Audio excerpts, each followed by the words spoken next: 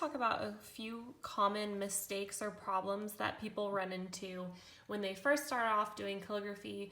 I know myself, I had so many issues and I had no idea what was happening, and so Google was my best friend during this time. When you dip your nib into the ink should stay on your nib. This means that your nib is clean from the manufacturer's oil and you are ready to write. Now I'm going to show you what it looks like when the nib has not been cleaned properly and you dip it in the ink. See how much of a difference there is?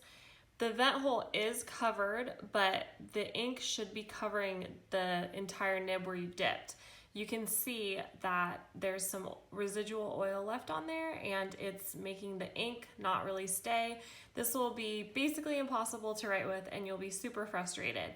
So if you're experiencing this, take your nib, go put it back in the potato or get some alcohol or dish soap and give it a good clean.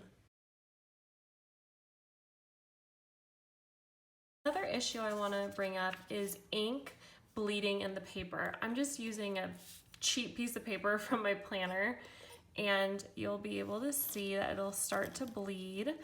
And the reason it bleeds is because this nib is sharp and I'm applying pressure and the paper is low quality, so it's gonna start to tear up the paper a little bit. And we don't want that. So what you need to do is use a higher quality paper to write on. Like I explained about the supplies and tools, using high quality paper is super, super important. Another issue, and I have this issue with my clients a lot when it comes to wedding envelopes, is they want to provide the envelopes and I don't know what I'm getting. And usually they're fantastic because I recommend vendors if they want to get a specific type. But sometimes I had I had this one bride send me 100% cotton envelopes and every ink I had bled. So what you do in that scenario is you use gum arabic. Now when you put this into the ink, you slowly mix it in, the ink will start to thicken up and then you'll get thicker ink that kind of sits on top of the paper instead of going down into the paper. I have a whole video about this not just about this, but about addressing envelopes. It's my other Skillshare video, so feel free to check that one out if you're interested in learning more about addressing envelopes. But try to use quality paper if you can. If you can't, the gum arabic is your next best choice.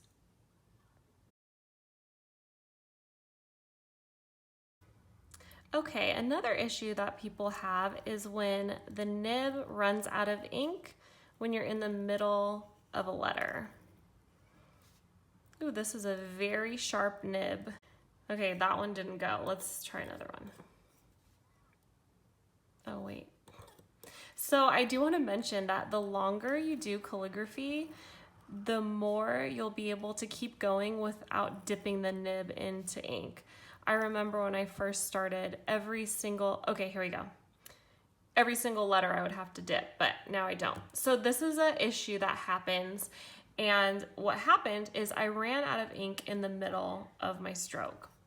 Super simple. All you're gonna do is go back and get ink. Make sure you're not just soaking it in ink where it's dripping off, because otherwise you're just gonna get a big blob.